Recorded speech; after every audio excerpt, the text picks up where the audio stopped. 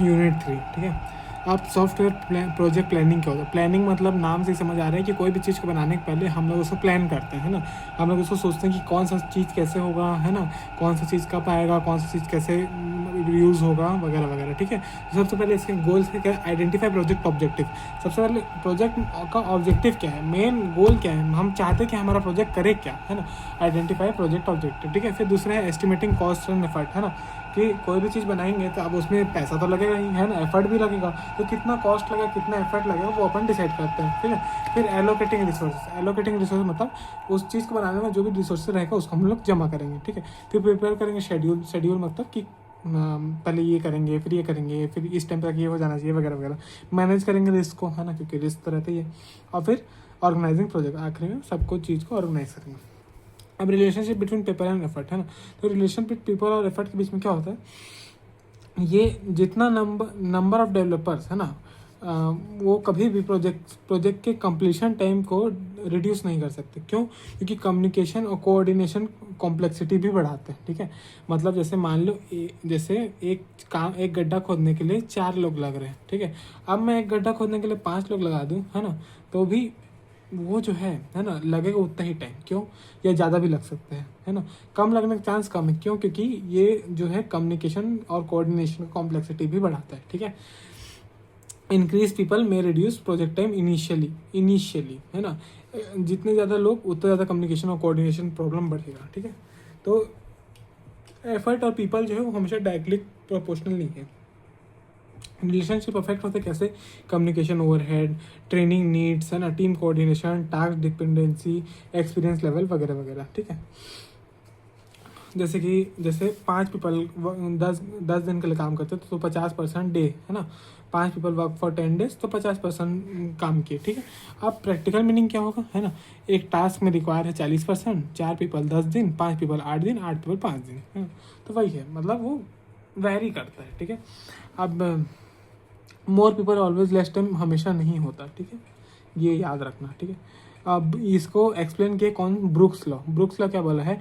Adding manpower to a late software project makes it later, है ना। मतलब जितने ज़्यादा तुम आदमी घुसाते जाओगे उतना ज़्यादा वो और लेट होता जाएगा। ज़रूरी नहीं वो हमेशा बढ़ेगा कि प्रोजेक्ट जो है अगर वो ऑलरेडी वो पीछे है, मतलब अपने टाइम से डिलेड है ना, और तुम और आदमी डाल के उसको और डिले करोगे, ना कि तुम उसको बढ़ाओगे, क्योंकि और डिले है तो वैसी वर्कलोड ज़्यादा है ना। तो अगर तुम और आदमी डालोगे तो उसको सब शुरुआत समझाना ऑलरेडी एक कंजट का काम है ना।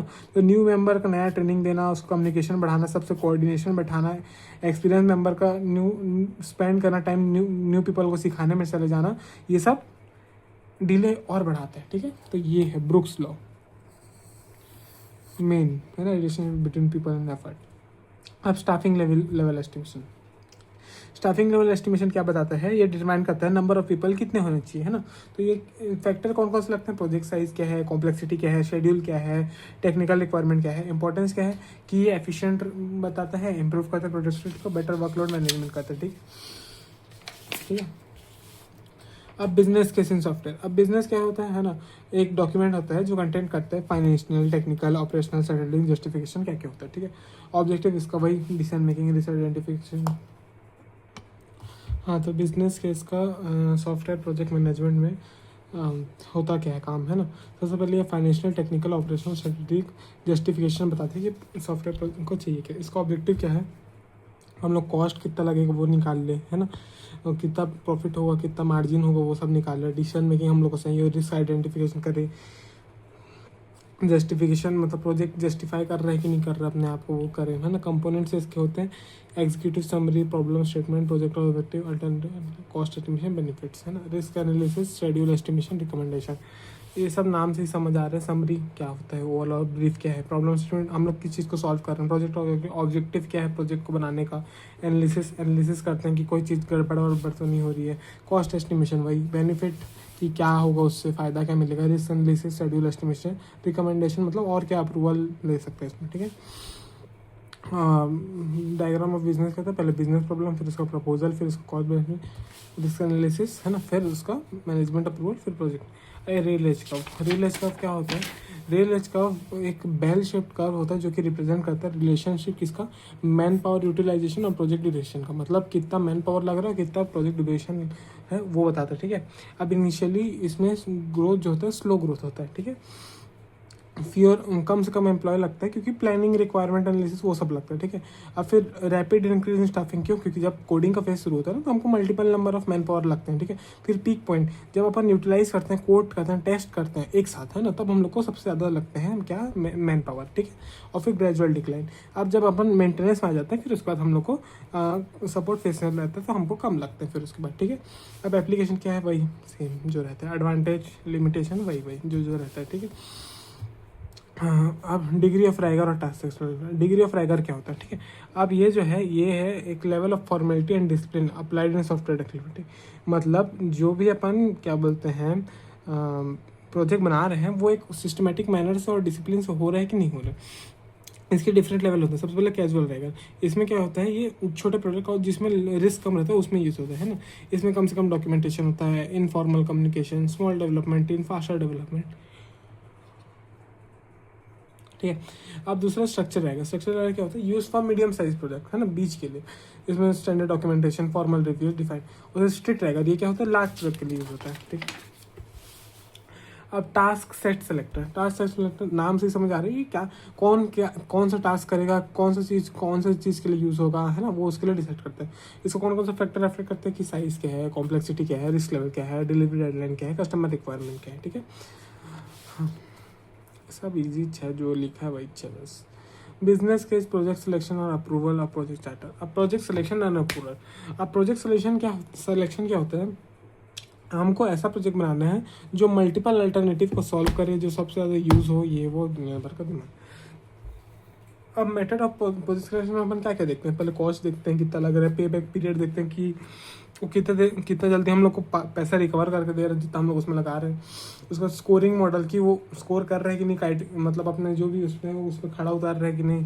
रिस्क एनालिसिस अगर लो रिस्क होता है तो ज़्यादा बेटर रहता है, ठीक है। उसके बाद अप्रूवल प्रोसेस में क्या रहता है, पहले सबमिशन ऑफ प्रपोजल करते हैं, फिर उसका रिव्यू और इवोल्यूशन करते हैं, फिर फाइनल अप्रूवल मेरे को मिलता है।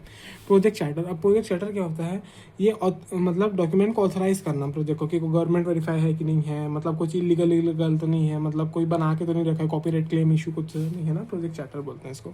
ऑफिशियल डॉक्यूमेंटेशन करना, ठीक है। मतलब वो एक तो टर्म था, उसको क्या बोलते हैं, हाँ, जैसे पेटेंट कराना है ना, कोई चीज़ को पेटेंट कराना टाइप्स, ठीक है। प्रोजेक्ट ऑब्जेक्टिव क्या है, डिफाइंड प्रोजेक्ट गोल, है ना, स्कोप क्या है, स्टेक होल्डर, मतलब कौन कौन है उसमें स्टेक होल्डर, बजट क्या है, शेड्यूल क्या है, प्रोजेक्ट मैनेजर का अथॉरिटी, वो सब, ठीक है। इंपॉर्टेंस वही सब है, diagram, conclusion. Project scope management, अब प्रोजेक्ट स्कोप में का मतलब क्या होता है ना, कि डिफाइन करना कि कौन कंट्रोल करेगा, कौन मैनेज करेगा, कौन की क्या चीज़ रिक्वायर्ड है, वही सब, ठीक है। अब project scope management is the process of identify and documentation of project goals, deliverable, task, cost and deadlines, ठीक है। सबसे पहले प्रोसेस में क्या था, स्कोप को प्लान करना, फिर स्कोप को डिफाइन करना, फिर वर्क ब्रेकडाउन स्ट्रक्चर, कौन कौन सा काम करेगा, प्रोजेक्ट कैसे बटेगा, कौन कितना काम करेगा, कौन कैसे करेगा, ठीक है। स्कोप को वेरिफिकेशन करना कि वो हो रहा है कि नहीं, मतलब स्टेक होल्डर सेटिस्फाई है कि नहीं, डेवलपर सेटिस्फाई है कि नहीं, कस्टमर सेटिस्फाई है कि नहीं, स्कोप कंट्रोल मतलब उसको यूटिलाइज करते रहना, ठीक है। WBS वर्क बैकग्राउंड से इसका वही काम है कि कौन सा चीज़ किसी मतलब हायरार्किकल डिकम्पोजिशन और project work into smaller manageable task, है ना, मतलब जो जिस चीज़ को जो बेटर करता है उसको वो चीज़ देना। जैसे एक तो बहुत पहले तो वो था GTA Vice City गेम में एक बार एक बैंक का चोरी था, तो उसमें 4 लोग थे। एक था ड्राइवर, है ना, एक था गनमैन, एक था हम लोग का टॉमी वर्सिटी, और एक था हम लोग पास ड्राइवर था। एक मतलब एक मिशन था उसमें, तो ड्राइवर को ड्राइवर काम दिया था, वो उसका बेस्ट काम था। गनमैन को गनमैन काम दिया था, और एक था हमारे पास बॉम्ब डिफ्यूज़र, ठीक है। तो ऐसे हम लोग 4 लोग को हायर किया था, क्योंकि हमको चारों अपने अपने क्वालिटी में बेस्ट थे, ठीक है। और टॉमी जो था वो लीडर था, क्योंकि इन तीनों में बेस्ट था, ठीक है। तो ये हम लोग सबको इक्वली काम बांट दिए कि ड्राइवर गाड़ी चलाएगा क्योंकि उसका सबसे अच्छा वही आता है, गनमैन फायरिंग करेगा क्योंकि उसका सबसे अच्छा वही आता है, ये है ना। अब ऑब्जेक्टिव और WBS क्या होता है, सिंप्लीफाई करना project management. Level of WBS, है ना, level 1, level 2, level 3, level 4, total 4 levels होते हैं, ठीक है। सबसे पहले लेवल क्या होता है, कंप्लीट प्रोजेक्ट है ना, पूरा प्रोजेक्ट। उसका लेवल 2 क्या होता है, मेजर मॉड्यूल, मतलब मेजर फेज, जैसे कि मतलब जैसे फॉर एग्जांपल कंप्लीट प्रोजेक्ट जैसे एटीएम से पैसे निकालना, मतलब डिपॉजिट, एटीएम में डिपॉजिट करना मनी लेते हैं, ठीक है ना। अब लेवल 2 मेजर मॉड्यूल क्या है ना, कि भाई एटीएम को यूज़ करना, ठीक है। फिर सब टास्क क्या है, पैसे गिनना कि सही है डिपॉजिट कर रहे हैं। फिर वर्क पैकेज, छोटे छोटे वर्क पैकेज है ना, वो रिसिप्ट कलेक्ट करना, ये वो चेक करना, पासवर्ड सही डालना, वो सब। Types of deliverable based WBS और फेस बेस्ड। डिलीवरेबल मतलब जो कि आउटपुट अपन डायरेक्ट दे सकते हैं, और फेस बेस्ड मतलब जो कि हम लोग को इंटरमीडिएट कोड जनरेट करके देना रहता है, जैसे कि है ना। अब स्टेप टू क्रिएट क्या होता है, पहले आइडेंटिफाई प्रोजेक्ट्स हो, फिर मेजर डिलीवर, फिर सब डिवाइड टास्क, फिर डिपेंड, फिर रिव्यू करना उसको। स्कोप वेरिफिकेशन हो चुका है, स्कोप कंट्रोल समझ गए हो। Project scheduling technique. अब प्रोजेक्ट शेड्यूल करने के बहुत सारे तरीके होते हैं, मेनली होते हैं 4। शेड्यूल करना मतलब पता ही है क्या होता है, ठीक है, उससे फ़ायदा क्या होता है वही मालूम है, ठीक है। सीधा मेजर शेड्यूलिंग टेक्निक्स पे आते हैं, है ना। सबसे पहले गैंट चार्ट है ना, गैंट चार्ट में क्या करते हैं अपन, बार चार्ट रिप्रेजेंट करते हैं कि इसको इतना टाइम, इसको इतना टाइम, इसको इतना टाइम, इसको इतना। फिर पर्ट है ना, प्रोग्राम इवोल्यूशन और रिव्यू टेक्निक। इसमें क्या करते हैं अपन, network based scheduling technique use करते हैं, नेटवर्क बेस्ड शेड्यूलिंग टेक्निक, है ना, ताकि अपन uncertain project use for uncertain project duration, मतलब जो अलग अलग ड्यूरेशन रहते हैं ना उसके लिए। उसके बाद देखते हैं CPM, क्रिटिकल पाथ मेथड। ये क्या करता है, आइडेंटिफाई करता है longest part of dependent activities, है ना। मतलब जो जैसे मान लो जैसे एक काम होगा उसके बाद ही 2 हो पाएगा, तो पहले आइडेंटिफाई कर लेते हैं कि ये वाला पहले कर लेते हैं, ताकि बाकी चीज़ में अड़े मत। फिर माइलस्टोन चार्ट। माइलस्टोन में क्या करते हैं अपन, मेजर प्रोजेक्ट इवेंट और अचीवमेंट को पहले मार्क करके रख लेते हैं कि हाँ ये वाला चीज़ को अपन को पहले करना ही है, ठीक है। Critical part method. अब क्रिटिकल पार्ट मेथड वही CPM में क्या होता है, ये एक शेड्यूलिंग टेक्निक है। CPM क्या है, शेड्यूलिंग टेक्निक है, जो कि अपन क्या करते हैं, यूज टू आइडेंटिफाई करते हैं सीक्वेंस ऑफ क्रिटिकल एक्टिविटीज़ को, ताकि एक काम दूसरे में मत अड़े, ठीक है। इसके लिए पहले अपने को एनालिसिस करना पड़ता है, ताकि longest part of dependent activities हम समझ पाए, ठीक है।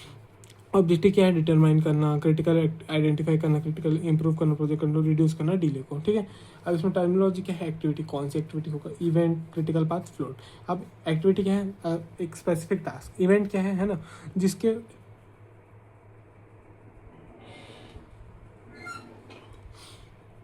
स्टार्ट या कंप्लीशन से एक्टिविटी होगा, ठीक है। अब क्रिटिकल पाथ कहते हैं लॉन्गेस्ट पाथ जो होना ही चाहिए, उसके बिना नहीं हो पाएगा, मतलब उसको पहले करना ही पड़ेगा।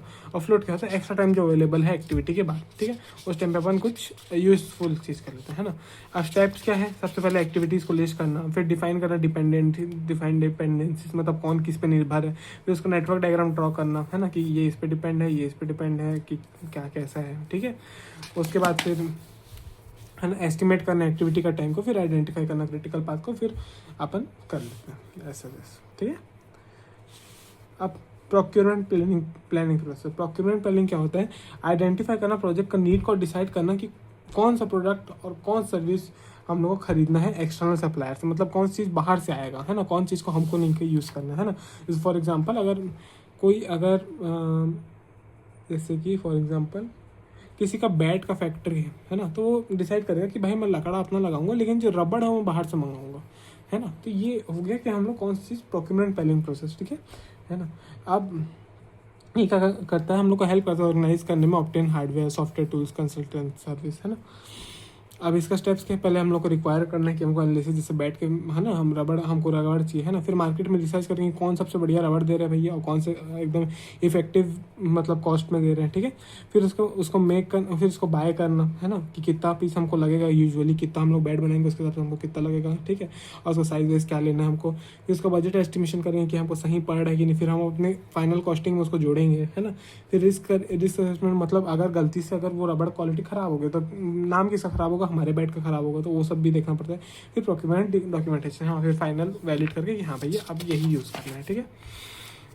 अब आउटसोर्सिंग फिनोमिना में क्या होता है, ये जो है हम लोग हायर करते हैं एक्सटर्नल ऑर्गेनाइजेशन को, क्यों, ताकि हम लोग एक सॉफ्टवेयर डेवलपमेंट एक्टिविटी मतलब यूज़ करते हैं इंटरनल एम्प्लॉयज़ की जगह। मतलब जैसे मान लो मैं कोई सॉफ्टवेयर बना रहा हूँ, अब मैं चाहता हूँ कि उस सॉफ्टवेयर का जो फ्रंट पेज है, यूज़र जो इंटरफेस है वो बहुत एकदम इफेक्टिव हो, है ना। और मैं मेजरली एक बिजनेसमैन हूँ, ठीक है। तो मैं क्या करूँगा, मैं हायर करूँगा किसको, मैं हायर करूँगा एक सॉफ्टवेयर डेवलपमेंट टीम को, है ना, जैसे कि फॉर एग्जांपल रिएक्ट जेएस को, है ना, रिएक्ट जेएस वाली टीम को हायर करूँगा। मैं बोलूँगा भैया मेरा ये रिक्वायरमेंट है, मेरे को ऐसा ऐसा बना के दो, फिर उसको वो मेरे को बना के देगा और फिर मैं उसको वो करूँगा। अब इसमें बेसिकली 3 टाइप्स होते हैं, है ना, ऑन शोर में क्या होता है जो सेम कंट्री के अंदर होता है ना।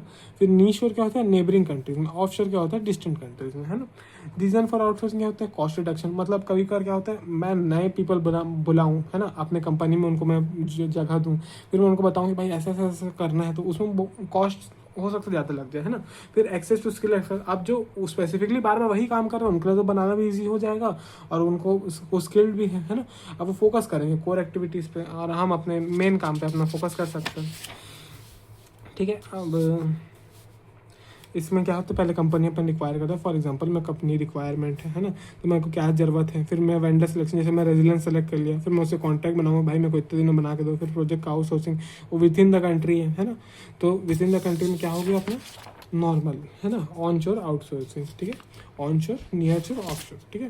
फिर मॉनिटर और इवैल्यूएशन करूँगा कि भाई मेरे को जैसा चाहिए था वैसा बना के दिया है कि नहीं। फिर process of planning purchase, planning purchase क्या होता है हम लोग को डिटरमाइन करते हैं कि क्या प्रोडक्ट क्या सर्विस क्या रिसोर्स हम लोग को खरीदना है। तीनों टॉपिक सेम ही लग रहा है मेरे को। इसमें भी वही है, पहले रिक्वायरमेंट एनालिसिस, फिर स्पेसिफिकेशन, फिर सप्लायर आइडेंटिफिकेशन रिक्वायर, फिर वेंडर इवोल्यूशन, फिर परचेज प्लानिंग, फिर कॉन्ट्रैक्ट प्रिपरेशन। Thank you.